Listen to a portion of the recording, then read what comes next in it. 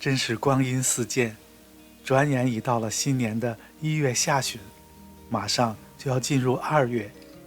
对于那些闲不住的花友和菜友来说，又为今年的种植开始做准备了。因为我们这里属于耐寒表里的第8区，所以一年中最早可以种植的蔬菜，从2月份就可以开始播种。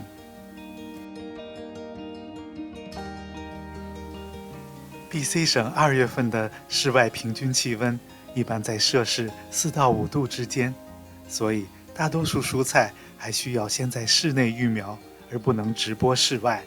室内的温度保持在20度左右，就可以开始育苗了。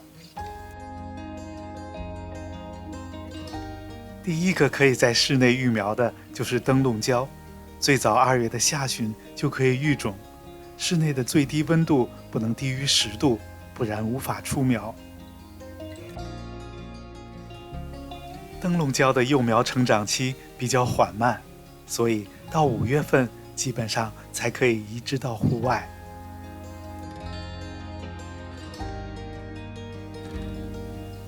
在同样的时间段里，也可以在室内开始培育芹菜。不过我已经很多年没有种植芹菜，由于家里的地小，个人感觉种芹菜的性价比并不高。种植芹菜特别需要注意的一点就是，由于芹菜的种子外皮比较坚韧，透水性能差，所以育种前一定要充分的浸泡或做催芽的处理。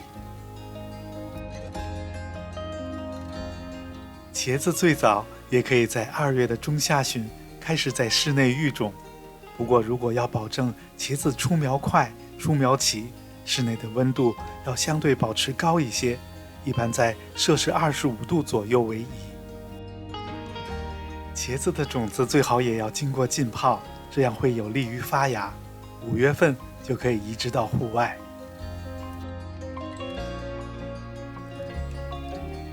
最早在2月的下旬，番茄就可以在室内育苗。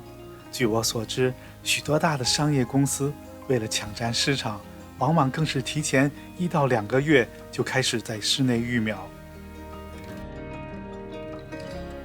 第一批育苗的番茄，我们可以选择一些早熟的品种，其中杂交的番茄会更容易出苗和成活。最后一类可以在室内育苗的就是十字花科的蔬菜，它们包括绿菜花、卷心菜、花椰菜、羽衣甘蓝等，它们都是成熟快且喜凉的蔬菜，所以出苗后1个多月即可以移植到户外。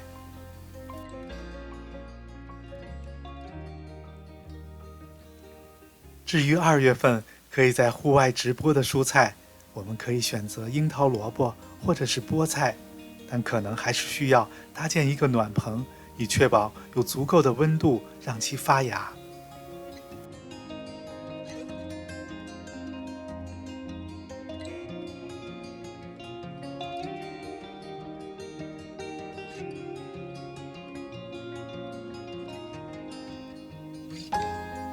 您所居住的地区2月份可以种植些什么？